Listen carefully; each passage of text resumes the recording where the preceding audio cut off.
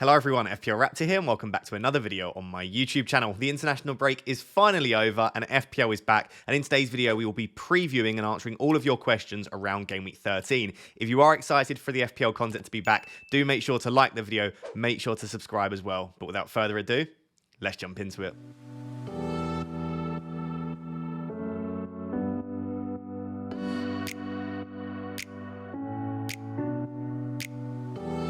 So I know there will be lots of questions at the moment around the injured players over the international break, whether they are actually injured and whether we should transfer them out or keep them in our teams. Unfortunately, it's just a lot of speculation at the moment. So what I'm going to do is in today's video, I'm not going to speculate around which players are injured and which players aren't. I'll leave that for Friday's video. On Friday, I'll release a deadline decisions video after the press conferences where I summarize all of the latest injury news that we have. So make sure to subscribe to the channel, check out the video on Friday for all of the injury news. And today what we'll do is a bit of sort of, as I've said here, macro planning, looking a little bit bigger picture and also answering some of your other questions around Game Week 13. And I think post-international break, it is sometimes quite useful to take a step back. We almost look week by week too much. I think it is quite useful to step back and think about what the overall FPL landscape looks like and what is happening in the upcoming game weeks. And there are quite a few key things that I think we need to make note of between sort of now and around Game Week 26. So what you can see on your screen is actually Mbeumo's fixtures. That isn't because I'm specifically wanting to talk about Mbeumo. It's just to show you the sort of game weeks that we're talking about. And I've also got the fixtures in Game Week 18 because I think that is also very relevant to a lot of the decisions that we need to make at the moment. So I would say that the next big event that is coming up in FPL is actually Game Week 14 to 16. Now, there aren't any blanks and doubles in these weeks, but this is the first in a while anyway, maybe even the first this season where we've got kind of a midweek deadline. So as you can see, Game Week 14 is the 2nd of December. We've then got Game Week 15, which is the 6th of December, and then Game Week 16, which is the 9th. So some teams, as Brentford are here, and I think Wolves are another team, will play Saturday, Tuesday or Wednesday, and then Saturday again. So they're going to be playing 3 games in the space of 7 days. The reason that I think that is so important is because I think you can probably start to think about bringing in certain players based on this, and you may well want to keep certain players based on this as well. So a good example is Bryan Mbeumo, because look at the fixtures over those 3 weeks, Luton, Brighton, Sheffield United, and on top of that, Bryan Mbeumo is a 90-minute man. Regardless of how many games they have, he will start every game, and he'll be on the pitch for pretty much every minute. Another player that we'll discuss a bit later, like a Solanke, is a great example. Jared Bowen, when fit, is another good one. Eze. These players will just play every minute available for their teams. Players that you maybe don't want to bring in are the likes of kind of like a Martinelli or even a Matoma now, because these players just will not play every available minute for their teams. And especially once you chuck a midweek fixture in there. I know a lot of them have been playing midweek anyway with Europe, but when you chuck another Premier League midweek fixture in there, I just think it makes it even more likely that we'll get rotation. So I would just look at this period here and start to think about some nailed players that you can bring into your teams. And if you've got the likes of an Ollie Watkins, we'll actually discuss Watkins a little bit later in the video, but yes, the fixtures aren't great coming up, but you just know he's going to play every game, and so it may not be the worst idea to just keep a hold of him in your team. So 14 to 16 is the first sort of little spell where there are some key events happening, and really it's just you want to get as many nailed players in your team as possible. And then do remember that then we go into the Christmas period, and then over the Christmas period, again, there are quite a lot of games and game weeks. So try and get those nailed players in your teams. It will massively reduce your chance of having a poor week. The next big event is obviously blank Game Week 18. Now, it's a small blank game week. It's actually only Brentford and Man City that are blanking. But a lot of us will have Mbeumo, we'll have Haaland, and maybe we'll have Alvarez.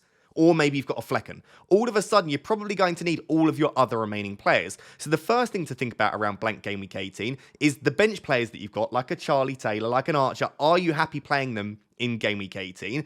The other thing to note is around captaincy and some of the other teams that have good fixtures. So you can actually see the Game Week 18 fixtures right alongside me in the graphic. Chelsea are a team that have a decent fixture. They could be a decent shout for captaincy. You can also see here, Spurs have Everton at home. You could argue that Heung-min Son, or if Maddison's fit by then, are probably some of the best captaincy shouts. Alongside that, you've got Newcastle, have Luton away. You've got Aston Villa, have Sheffield United at home. So if you are looking at your team right now and you're like, I'm going to sell Gordon, I'm going to sell Watkins, and maybe you don't own Heung-min Son or any Chelsea assets, well then you're probably in a position where your Game Week 18 team, not only do you have the likes of maybe Haaland and Mbeumo blanking, but you also don't have some of the best players with the best fixtures. So I think what you probably need to do ASAP, pretty much probably this week or next week, is make a decision around what you want to do for Game Week 18. If you've already got 2 or 3 players from City and Brentford, and you don't have players from the likes of Aston Villa, or you want to sell your Villa assets, you don't think you'll own Heung-min Son, it genuinely is a decent chance to free hit. Now, normally I would save the free hit for a bigger blank game week, but it doesn't look like we'll have many blanks this season. In fact, blank game week 26, which we'll discuss in a second, is going to be a small blank game week, probably for 2 teams. And we're going to have blank game week in 29. Blank game week 29 probably looks like it will be bigger, but it still could be manageable just through free transfers or maybe using your wildcard. So I don't think playing a free hit in a small blank game week this season is going to be the worst idea. And I myself am probably genuinely about 50-50 at the moment as to whether I will free hit, and I'll be trying to make that decision over the next couple of weeks. But it's not a bad week to do it because you can allow you to keep Haaland, keep Alvarez, keep Mbeumo, maybe bring in another asset from City or Brentford, and then in Game Week 18, maybe you've already sold some of your Villa assets, maybe you don't own more than 1 or 2 from Chelsea and Spurs, you can start to load up on these players. So I do really think it is a viable option, and I think we need to start thinking about blank Game Week 18 in more detail. After that, you've then got AFCON and the Asian Cup, which will run from Game Week 21 to Game Week 24. Now, of course, if the teams for the players, they get knocked out early in the competition, they might not be out for all 4 game weeks. And it could be the fact that if the team wins the competition, they may also be out for Game Week 25, which is unlikely but possible. So I think we're looking at losing Salah probably for around 3 to 4 game weeks. We're looking at probably losing Heung-min Son for 3 to 4 game weeks. Same with Mbeumo as well. So nearer the time, we'll get a full list of the players that are going to the Asian Cup and going to AFCON. But this is, again, something that you need to think about. If you want to bring in the likes of Mbeumo, you don't want to wait too long because he's got a blank game week and then he's off to AFCON. And it's the same with players like Heung-min Son and Salah too. So that is the next spell that we need to think about. Probably not too much of a worry right now, but post-Christmas going into 2024, we do have AFCON and the Asian Cup, which run at exactly the same time as each other. After that, the final thing that I did just want to note, and then we'll stop there because it's so far in the distance now, is blank Game Week 26. We don't yet know what teams will blank in Game Week 26, but it will be a blank game week. It will be a small one, though, and probably something, again, where it's fairly manageable. We probably don't need to worry too much about playing the free hit in that week. We don't think yet anyway. So basically for now, I think the 2 key things that I'm currently thinking about is this Game Week 14 to 16 period. I want to bring in, and especially for Christmas as well, I just want to start bringing in some more now players. The likes of Mbeumo is an absolutely brilliant shout, and we'll discuss him later in the video, purely just because of his minutes. But on top of that, obviously a great option. The likes of Solanke, Eze, these are the kind of players that I really do want in my team. And I really do think in the next couple of weeks, I'd like to make a decision around whether I will be free hitting in 18, and if not, how much I want to build my team around Game Week 18. Do I just want to sacrifice 18 and say, it's going to be a bad week, I'll accept it? Or do I want to hold on to the likes of Ollie Watkins because he's one of the best captaincy shouts in Game Week 18? Do I want to make sure that I'm loading up on Spurs and Chelsea assets because, again, they've got good fixture in 18? So it's how much do you sacrifice your team for that one specific week? So I'd love to know what your plans are for Game Week 18 down below. Anyone else tempted to free hit? But I do think it's important around this time of the season that we start to think a little bit macro, zoom out a little bit, and look at the overall FPL landscape. So next up, there were just a few players that I wanted to discuss, and one of those was Bukayo Saka. It's an interesting one because Saka feels like a player where if you own Saka, you're like, oh, it's been a bit disappointing, not over the moon about him, maybe tempting to move him on at some point because he is a lot of money. And then it feels like if you don't own Saka, you're terrified of him every week because you do know what he can do. And the fixtures coming up aren't terrible at all. I mean, Brentford, Wolves, Luton, Villa, Brighton, and even Liverpool in 18. These aren't terrible fixtures.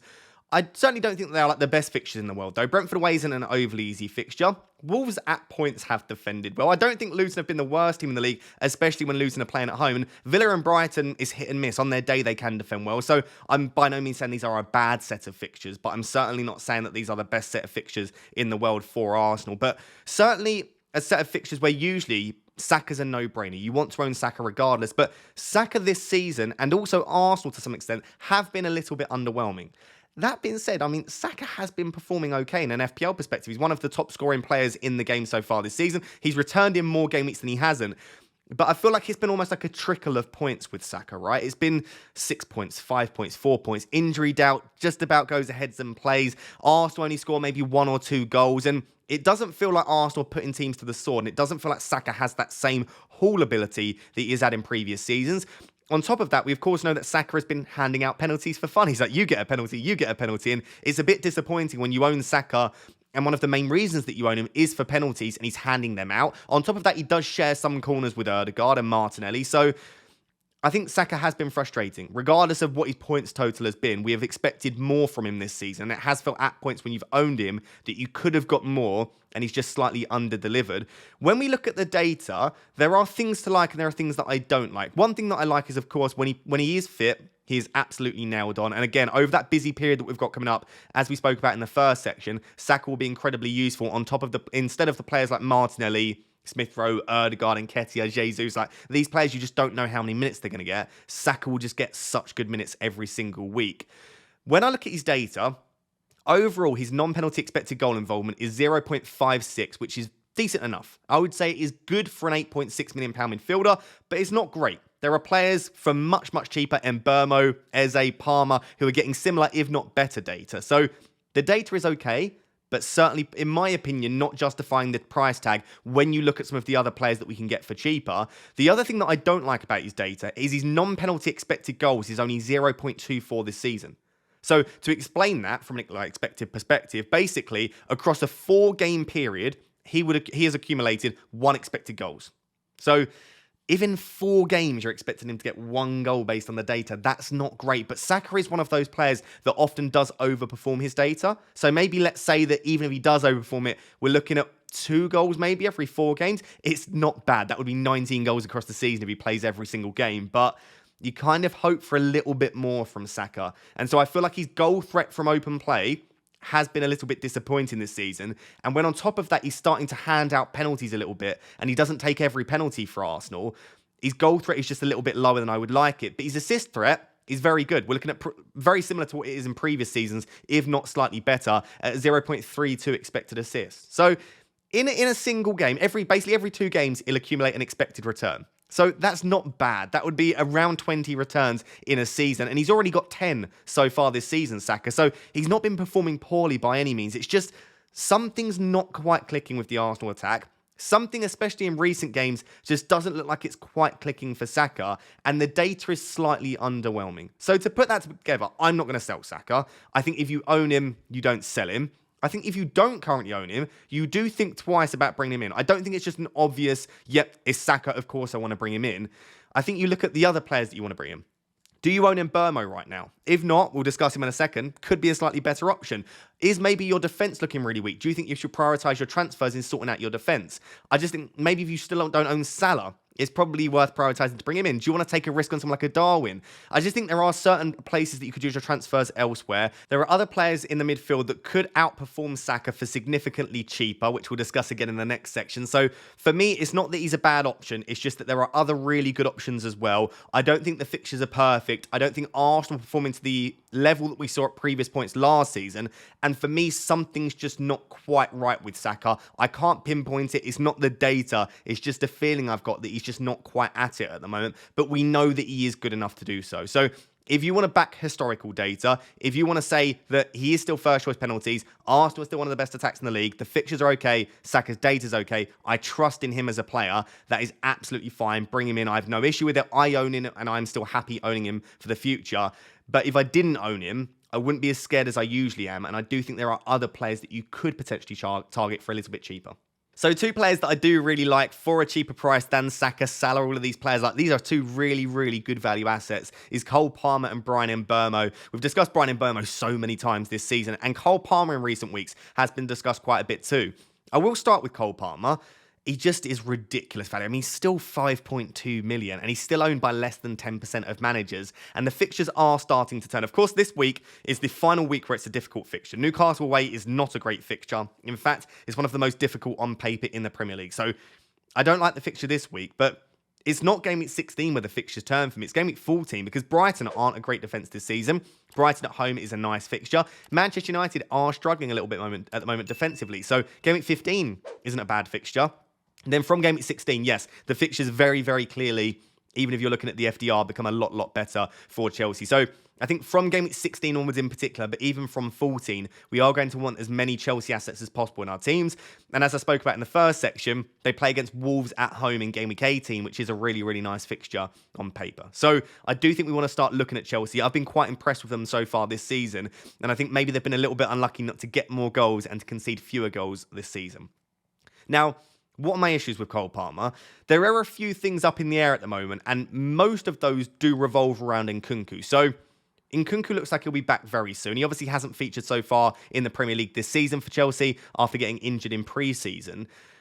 I do think that regardless of what happens with Nkunku, whether he plays as the 10, whether he plays as the 9, I think Palmer is absolutely nailed on in that Chelsea team. I can't see him getting rested anytime soon. And if he does, it is a rest. I don't think it's rotation. I just think he is comfortably the best player for Chelsea at the moment. The fans say the same thing. Pochettino speaking incredibly highly of him.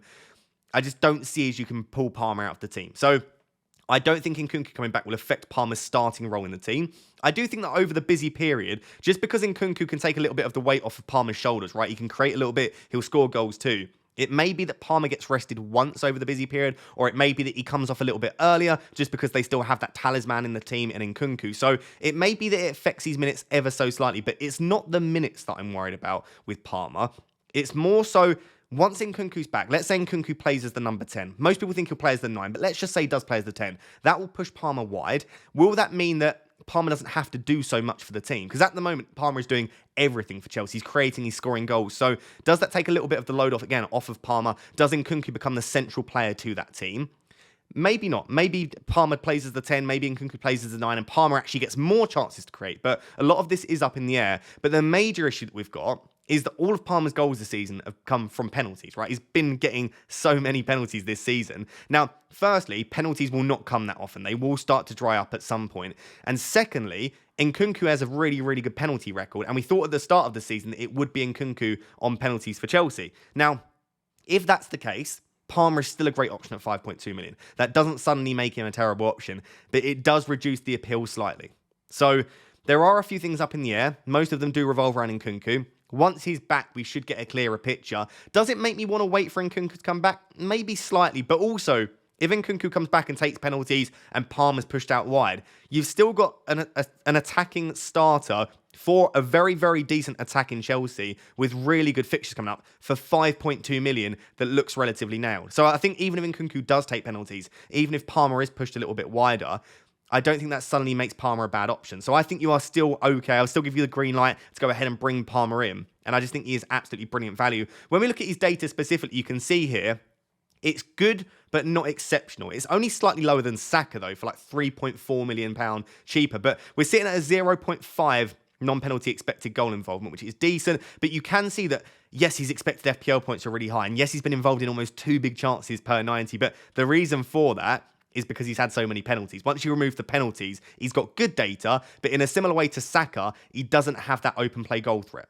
right? And to make the comparison and to move on to the next player, Palmer's non-penalty expected goals is 0.23, and Mbeumo's is 0.46. It is exactly double, and Mbeumo even has slightly higher creativity. I mean, Mbeumo's data is 0.76 non-penalty expected goal involvement per 90. I mean, some people still don't understand the Mbeumo hype. He is the perfect player in FPL.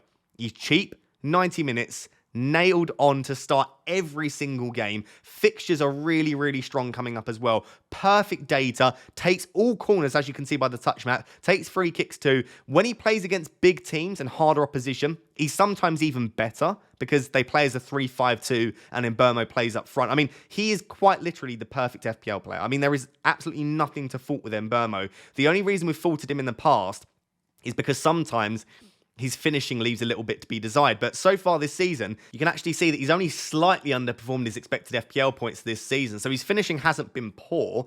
And I think even if his finishing isn't perfect, he gets enough chances, even from open play, that he's still worth having. And I just think, as we spoke about in the first section, that period there of Luton at home, Brighton away, Sheffield United away, in 3 game weeks, in 7 days, I've got to have Mbeumo on my team for that. So if I was building a team at the moment, Cole Palmer and Mbeumo would definitely be in there. So would Saka, to be honest, and so would Salah. So I think the 4 players that I would definitely have in a wildcard at the moment is Salah, Saka, Palmer, and Mbeumo. In doing so, you've got 4 probable penalty takers. Palmer and Saka are a little bit iffy. And then you can add the 5th player that you want, whether that be a Bowen or a Son, or whoever you want to bring in for that 5th spot. But for me, I would be extremely surprised if come game week 16, these 2 players aren't in my team. I just think they've got everything you want and more. Hopefully, Palmer does keep penalties if we bring him in. If he doesn't, I don't think it's the end of the world. So I feel like the theme of today's video is nailed 90-minute men on penalties. And we have another one here, and someone that I would like to discuss. And it is frustrating that he scored 2 goals in game week 12 because it feels like this is a knee-jerk. But it's a player that if you do look at statistics and you are following the fixtures coming up, it is a player that has been on our mind for a couple of game weeks now. And it is Solanke at a really nice price point of 6.4 million. So Similar sort of price point to the likes of Matoma, Diaby, and Mbeumo as well, but obviously a forward option, which is really nice if you're looking to add to your forwards or maybe remove one of your forwards for a cheaper option to use the money elsewhere. The fixtures coming up are so good, right? Sheffield United, Villa's not great, but it is at home. Crystal Palace, Man United, Luton, and then he's got Forest away in Game Week 18, which is really nice for the blank game week. And again, in a similar way to what I just said with Mbeumo, there's very little to dislike about Solanke. There are a couple more things than there are with Mbeumo, but nailed 90 minutes, plays every game, even over the busy period. You can see he's averaging 89 minutes per game this season. So I think he got 1 or 2 early subs, but pretty much 90 minutes every game. And his goal threat is very decent. You can see his non-penalty expected goals is 0.44 per 90. And I should note, as you probably already know, Bournemouth's fixtures haven't been ideal over the opening 12. So for him to still put up that data, considering that their best fixtures are about to come in the next 6 or 7 game weeks, is pretty impressive from Dom Solanke. Now, the things to not like as much about him is, firstly, he plays for Bournemouth. And yes, his individual data has been okay, but can you trust Bournemouth to regularly create enough chances for Dominic Solanke to get a lot of points? Maybe less so. On top of that, he's really only got like 1 or 2 routes to points. It's kind of like tap-ins, which this isn't insulting him. He's just not the sort of player that's likely to go on a mazy run and score a goal like that. He's going to need the players around him to create the chances and penalties.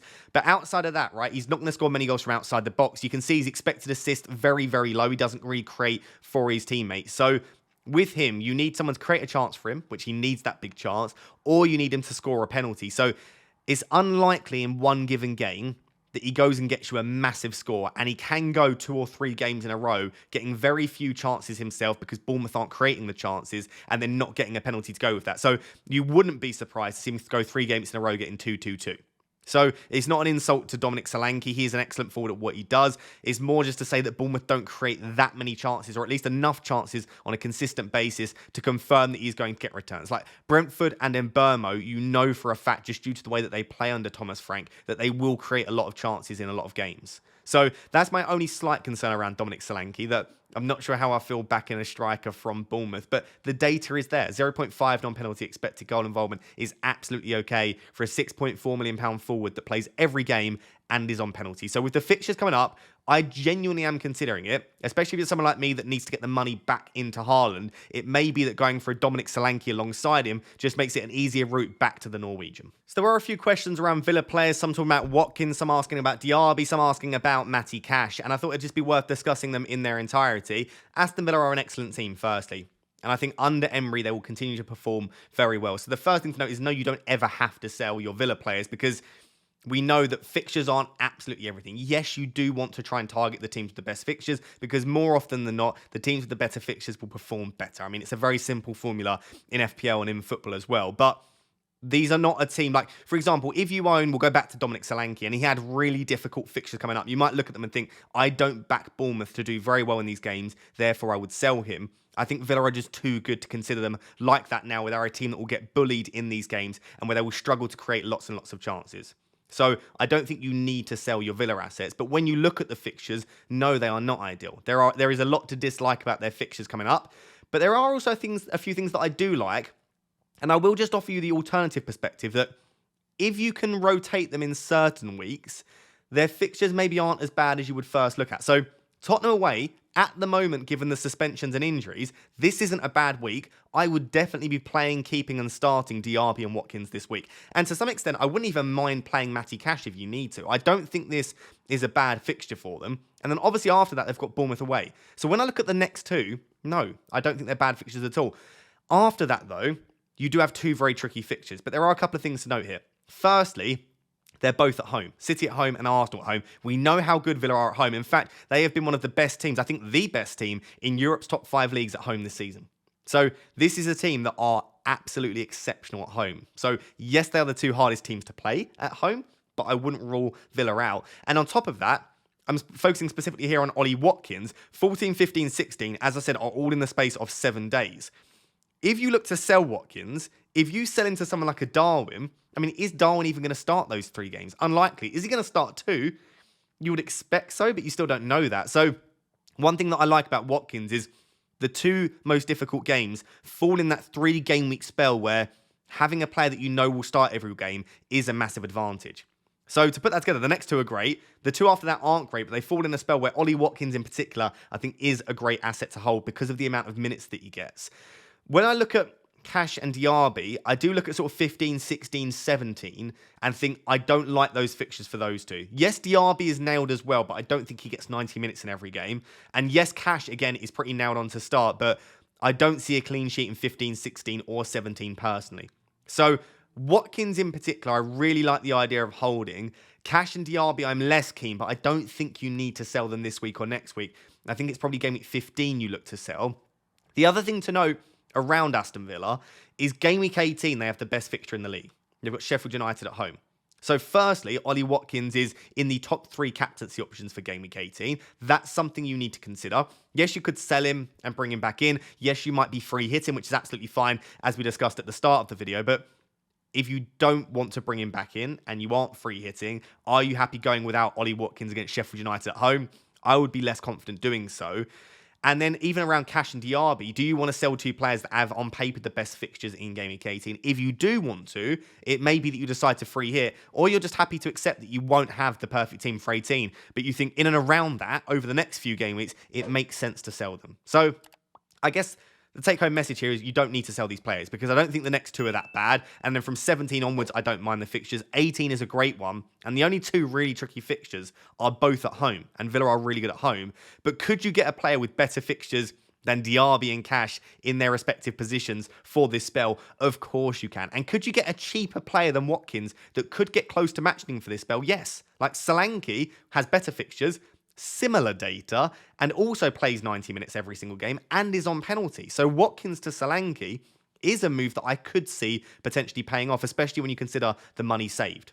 So I'll leave it there. I've not really given you an opinion either way. For me, I don't own Diaby, but if I did own Diaby, I would be looking to sell him in 15. I wouldn't do it this week or next week. I would sell Diaby in 15. I do have Cash, and I'm strongly considering selling him this week. If I don't sell him this week, it would be in 15. And Watkins, for the time being, stays. The only reason I would look to sell Watkins is if I need the money to get back to Haaland, which might be a little bit trickier for me to do than other people. But that would be the only reason I would lose Watkins, is as a sacrifice to allow me to get back to the Norwegian. So I would love to know down below what are you currently planning on doing with your Villa assets. So the final question to discuss is around overall rank. I get this every week. Questions like the one this week was, I'm 2.2 million.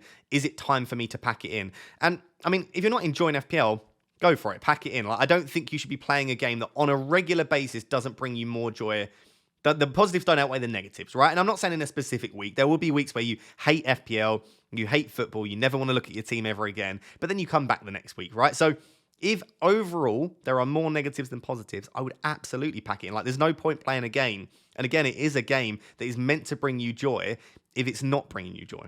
And even if it's only packing it in for a season, I would absolutely advocate putting your mental health above things like trying to make sure that you get a good rank for your rank history. Like, it's just not important. Your own mental health is so much more important than that. But let's say that overall the positives do generally outweigh the negatives, and you are someone that does enjoy FPL, you definitely don't pack it in. Firstly, because I mean, it's fun chasing rank. Like, if you're 3 or 4 million now, there's a good chance that you'll get more green arrows than red arrows for the rest of the season. Yes, you might not finish with the perfect rank, but it's fun getting green arrows. I actually have preferred my seasons where I'm doing quite poorly at the start and then I rise. Because what I tend to do is start really well, and then it's just red arrow, grey arrow, small green, red arrow. And it's like, more often than not, I'm getting reds because I've started the season well. So I actually quite like coming from a position where I'm lower down and then chasing the pack. But on top of that, like, we are so tightly packed at the moment. So I've taken this screenshot from livefpl.net. It's a great free site if you want to check it out. I'm not affiliated at all, but that's where I've taken the screenshot from. And it shows how tightly packed we are. So I'm currently 3 points off the top 500k. Right, so my ranks, I'm currently, I think, 735 points at the moment, or 736 points, I think. So I'm 3 points off the top 500k.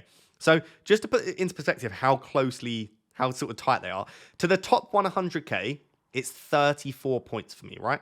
So that's not a lot, right? That is one hat-trick from a player and then one good captaincy decision, as well as my other players performing well. And in 2 game weeks, I can be top 100k. However, I'm actually only 38 points away from 2 million. So if I have a couple of bad weeks, I could be 2 mil. If I have a couple of good weeks, I could be 100k. And that is as scary as it is sort of exciting and interesting, but it's just going to show, like, let's say you are 2 million, right? You're 696 points.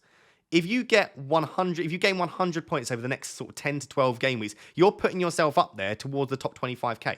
Right? It's far too tightly packed at the moment. The fact that 100 points, the difference between 100 points is 2 mil or 10k, it's just ridiculous to say that you want to pack it in or give up the season. So I would not pack it in. We are so tightly ranked. I mean, for me, I know I went without Haaland. I've had some luck. I've had some bad luck. But I was ranked at 3.4 million in Game Week 8. And I'm now currently 500k. A couple of weeks ago, I was 300k. So, like, you can get massive rank rises in single weeks still because we are tightly packed, especially when blanks and doubles come around, and especially if you do take a risk with a couple of players. I put Nketiah on the screen. All you needed was that one Nketiah 17-pointer. If I got an extra 17 points from Nketiah, let's say, I would be around 200k right now. I'd get like a 350k rank rise. So you just need to get 1 or 2 decisions correct. You don't need to take an obscene amount of risk. You just need to keep playing your game, take 1 or 2 risks here and there, make sure that you keep plugging along, making the right decisions. And generally, if you are a good manager and you are making the right decisions, you will slowly make your way up. And again, it's fun. Try and just change your targets and change your expectations for the season and just think, right, now I'm 3 million. I'm probably not going to win FPL, but let me make my first goal getting back in the top million. And then once you do that, my next goal back in the top 500k. And like doing that, it's setting yourself new goals. It makes the season exciting and interesting. And you'll probably look back on it as a pretty interesting season, something that you're not necessarily used to. So I'll leave it there. Please don't give up if you enjoy the game. But if you aren't enjoying the game, then of course, like there is absolutely no shame in saying I'm not enjoying playing FPL anymore. I'm going to leave it there. But hopefully for most of you, you stick with it, and I'm sure you can finish the season well. So guys, there you have it. That is my Game Week 13 preview. Hopefully you did enjoy today's video and you enjoyed us taking a bit of a step back and looking at the general landscape coming up. And if you did enjoy today's video and you got any use from it, please do smash a like. I do really appreciate it. Let's aim for 2,000 likes. Make sure to subscribe as well. Plenty of content still coming for Game Week 13 where we'll look at my team and we'll round up the latest injury news. But until next time, thank you very much for watching. Cheers. Bye-bye.